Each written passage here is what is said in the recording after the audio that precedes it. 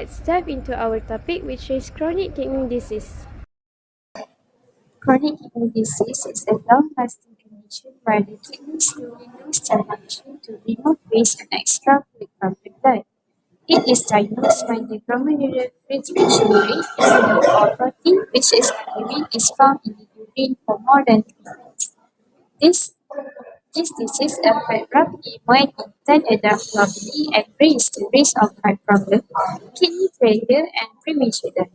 Although it is widespread, many people are unaware that they have this disease, particularly in the early stage when there are few or no clear symptoms. Based on our reference article, it explains that chronic kidney disease is not just a medical problem, but it also put a big strain on healthcare system, especially in lower income countries where access to the treatment is limited. Together, this article highlights the urgent need for the early testing, better awareness, and coordinate care to prevent this disease from getting worse.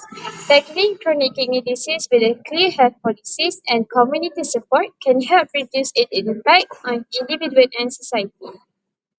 Symptoms of chronic kidney disease usually appear in a later stage.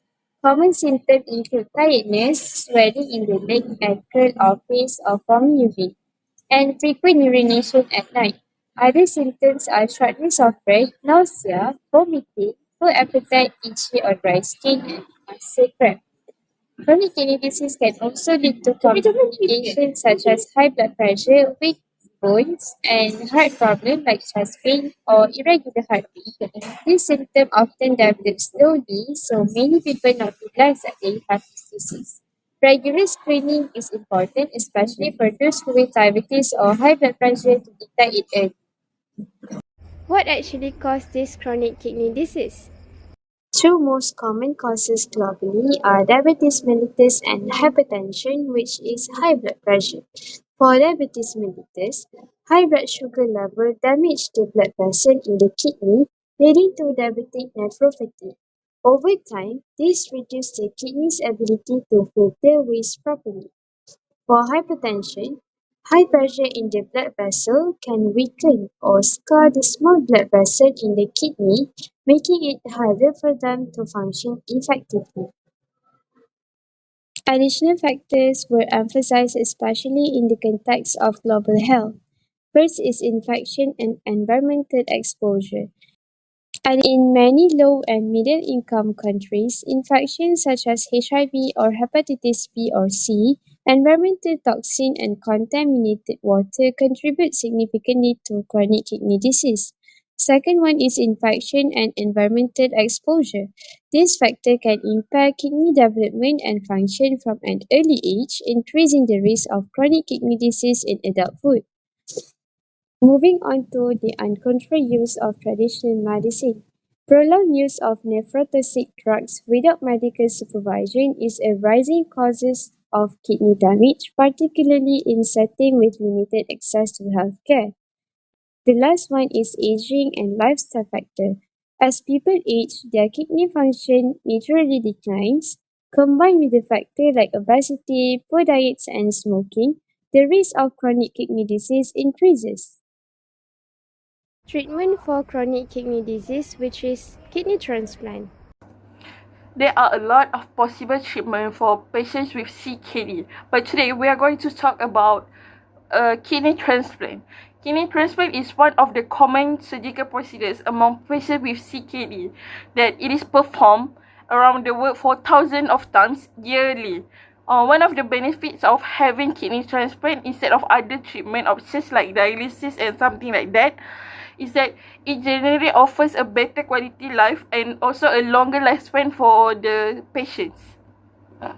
So, the first procedure is where the surgeons and the nurses prepare for the surgery. So, the recipient of the kidney is brought into the operating room and undergoes general anesthesia. Why did they do this? It is because they want to ensure that patients will not be awake during the other procedures. Meaning that the patients won't be awake while they are cutting them open. So in the meantime, the donor kidney is removed from the donor's body for checkup.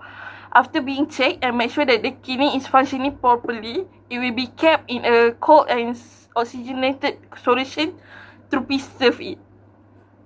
So, the next procedure in kidney transplants is where the professional surgeons make the incision into the recipient's body. The recipients will be cut in their lower belly, either right or left side of their body, depends on which side of kidney they need to substitute. After making the incision, the old damaged kidney will be removed and the donor kidney will be placed, but not in the old ones but they will place the kidney in the lower abdomen near the pelvic area. Why did they do this? It is because it is easier for surgical connections. So now, after placing the kidney, the doctor will start to connect all the blood vessels. This procedure is called as vascular anastomosis. Here, the surgeon will connect the donor kidney's renal artery to recipient's iliac artery for them to bring the blood into the kidney. They will also connect the donor kidney's renal veins into the recipient's iliac veins to bring blood out from the kidney. Because of these blood vessels being connected, the kidney can finally function properly in the new body. So, after the kidney function due to the blood connection, the kidney will be producing urine, right? So, because of this, the surgeon also needs to connect the urinary system to the kidney. This procedure is called as the urethral anastomosis. Here, the donor kidney's ureter, which is the tube that carries the urine from the kidney to the bladder, is attached to the recipient's bladder. To prevent blockage and keep the connection to be open in the ureter, a small tube that is called as tank is placed in it. So, the next one is called as the finishing up phase. Here, everything is already connected and the kidney is functioning properly, making urine as the normal kidneys would. Seeing the functional kidney, the surgeon will close up the incision with stitches. After closing up the incision, the patient will be moved to the recovery ward and they will be monitored closely. So, after all of the procedures in the operating room have finished and the patient has already brought into the ward, the patients will be given immunosuppressive medication. What is this? This is kind of medication is the one which stops the body from rejecting the new kidney and lets the kidney function normally once are. In this monitoring ward, doctors and nurses will watch for any complications happen to the patient. For example, infections, bleeding, or even blockage. So, how can you prevent chronic kidney disease? There are a lot of ways to do it, but here I only want to share only 4 types of ways. So, the first one is to manage your diabetes well. As it is mentioned before, one of the factors that could lead to CKD is diabetes. So, how can you do it? First, you can keep your blood sugar control. Then, you should use safe medications like metformin for early CKD. After that, you should monitor and adjust your insulin or medication doses in later stages of CKD. Other than that, you can also control your blood pressure as it is target BP, which is around 125 to 130 or 75 to 80 millimeters of mercury. Next, you can also change your lifestyle, such as quitting smoking, maintaining a healthy weight, and also exercising regularly.